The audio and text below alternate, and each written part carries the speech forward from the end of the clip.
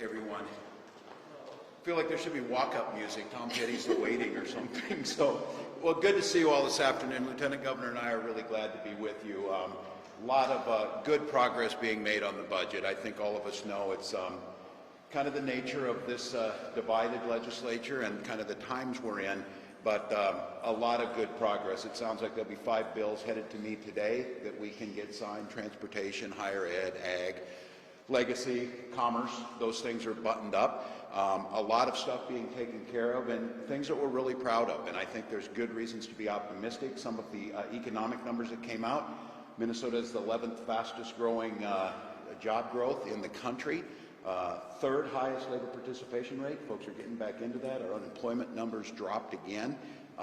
With all those things being said, there's recovery to be done from this, and that's beginning. This budget was meant to be that budget, and the focus around education, a historic investment in education, a 15-year high, but more importantly than that, some good targeted stuff around teachers of color, making sure we get there, and of course mental health to make sure our children get taken care of. And so that type of work, and I'm really excited, something that we advocated hard for, are essential workers, folks that in the early days of COVID had no choice but to go to work. We're in risky situations, employers and the state, and I'm really proud that we were recognized for the safeguards we put in place, but we still had folks that were out there, or folks who got quarantined and had to stay home and didn't get paid because we don't have emergency leave.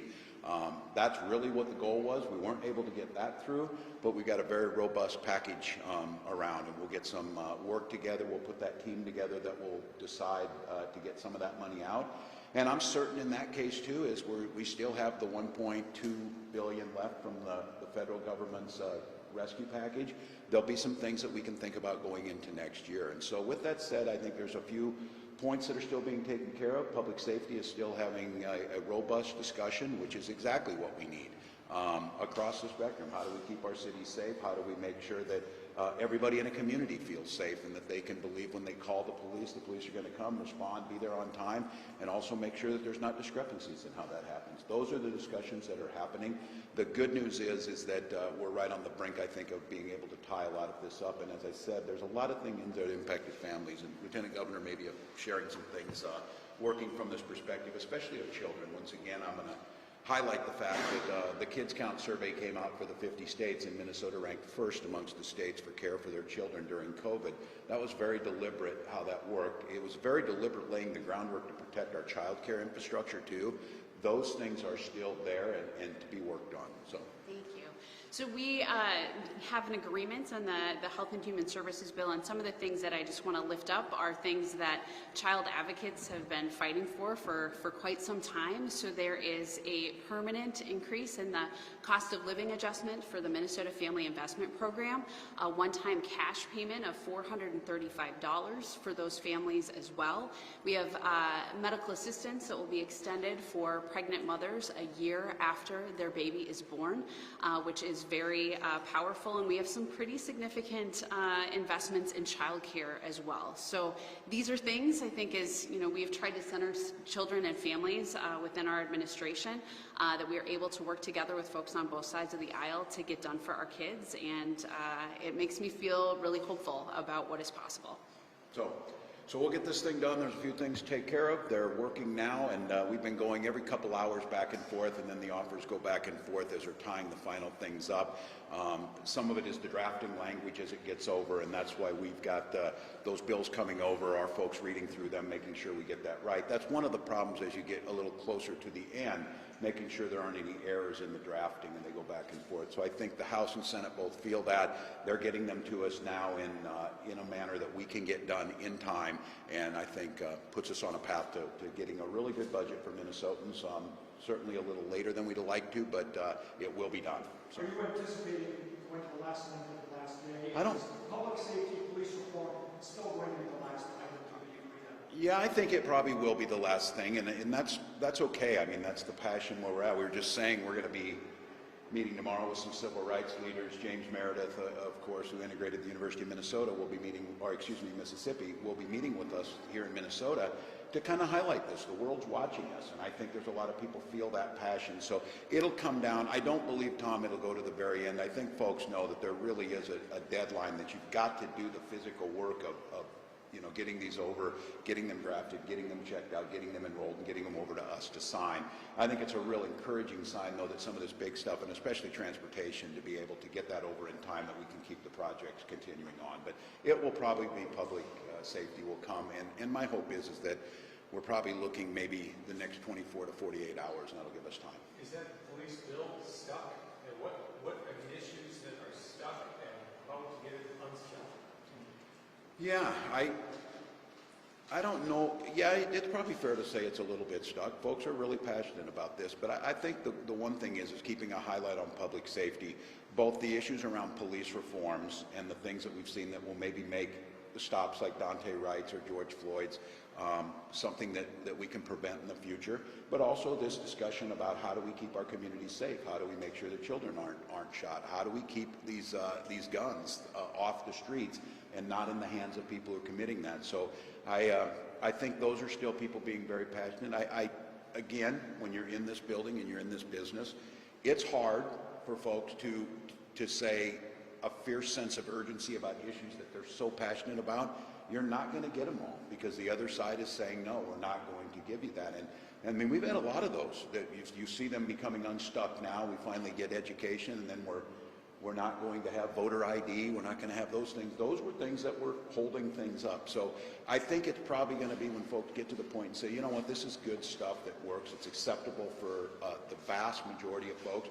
And then there will be a recognition that it wasn't probably enough and more needs to be done, but that's the nature of this. So I think it's probably coming to that realization of what really is, no, we're not going to do this. I mean, those are the conversations we're coming to now. You just have to ask, is there any way you're going to do this? Is there? Governor, is there any way to avoid the brink? The majority leader just told me, stay tuned all the way till June 30th. He expects us to go that long. I hope not. I don't know why, because I don't understand where that's going to shake it loose. I mean, people at some point are going to have to realize that is a real date. It really needs to get done. We really need to move things forward.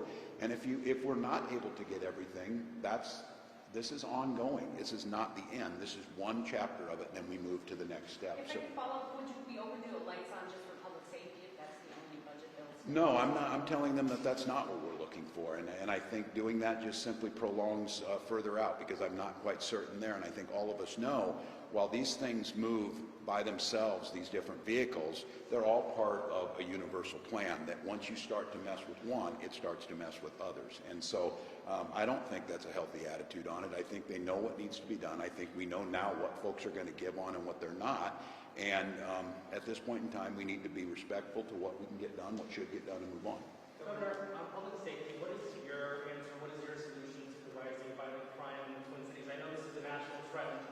Yeah, well, are talking about quite a bit. So well, everyone's talking about it, and again, it better not just be because it looks like it's politically expedient.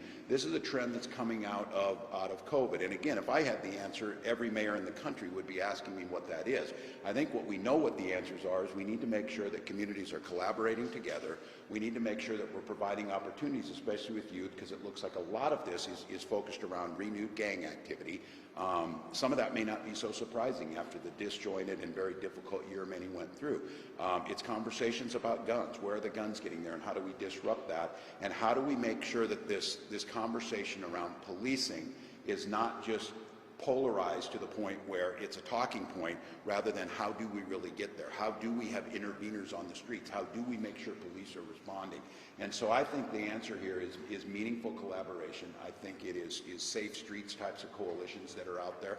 I think it's leaning on, and tomorrow I'm going to ask some of these civil rights activists who have done this around the country, and they're here to share a little bit. How do you build these coalitions? And I think the biggest thing I worry about is when you hear people concerned about, what's this? We had a horrific shooting in St. Cloud, the random shooting where we lost a professor up there. This is not just Minneapolis. It's not just St. Cloud. It's across the country. And I was encouraged. We were just discussing the Department of Justice and President Biden's announcements of some of these partnerships and collaborations. And I will go back to this.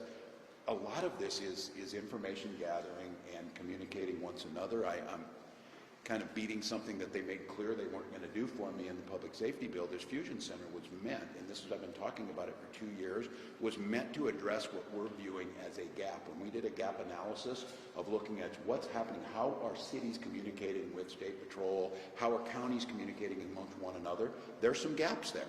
And the idea of sharing that information, we know is incredibly helpful in this. So are you concerned that the closer we get to June 30th in this deadline, the Republicans are using sort of this winding clock to bolster their position on the 18th? Are you worried that they're running out the clock a little bit? I hope not. I don't want to judge the worst in this. I think that they've made clear and that they don't want to do a lot of things around this. The fact of the matter is we do have to make some changes. And I think the thing is right now is that many of the proposals we're making are supported by law enforcement.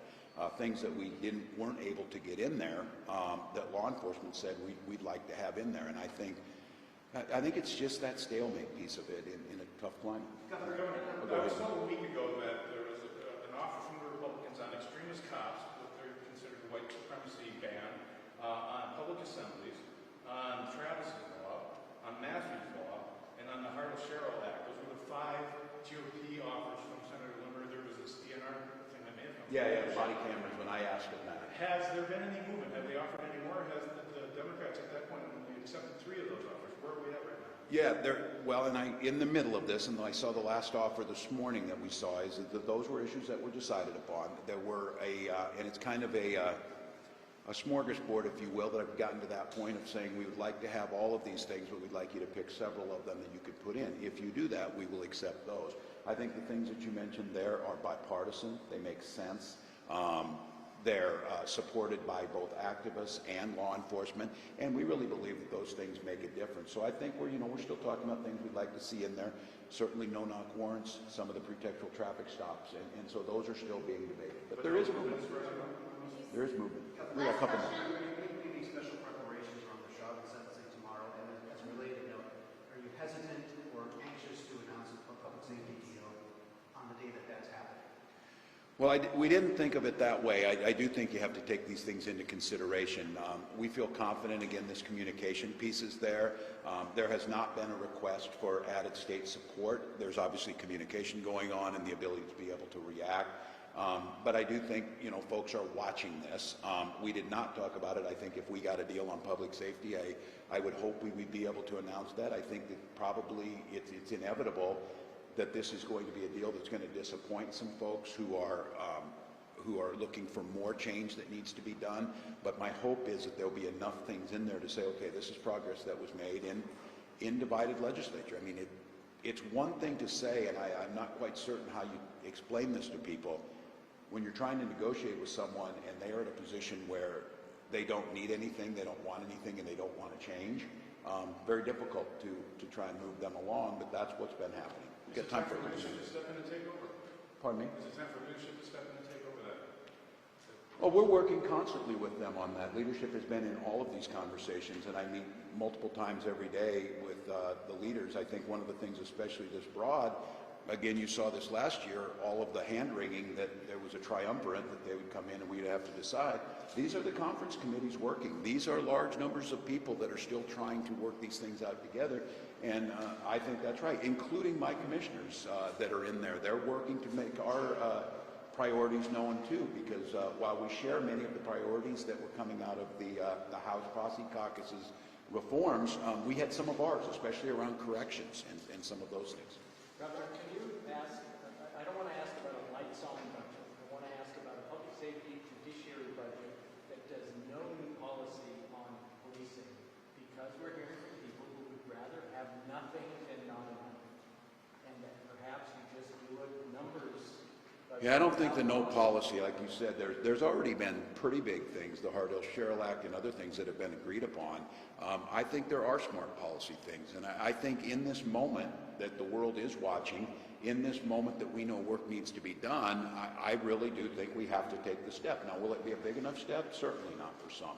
But I think it would be unacceptable to not move some of those policies that are very universally agreed upon. But that's on your party members, not on their party members, to accept that.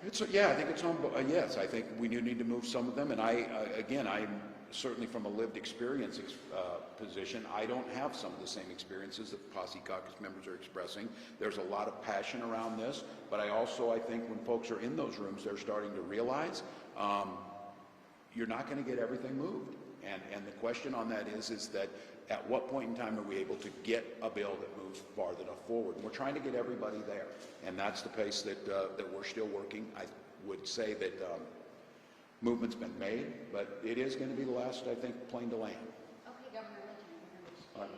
Well, thank you all. We'll try and keep you updated on this. More conversations happening back and forth, but I think for generally good news. Lots of pieces of government being funded, being signed into law, and then I would circle back again to if you didn't get to witness it in person or saw it last night out at the Allianz Field and watching what a full house looks like again, that sense of joy, watching people come through there, and I would just share. Wondering, we've got about 29,000 people yet to hit the president's goal of 70% of Minnesotans 18 and above. And there were several people in there, and they just said, you know what, I'm super busy, Governor, and I haven't been able to get there. I'm pretty young.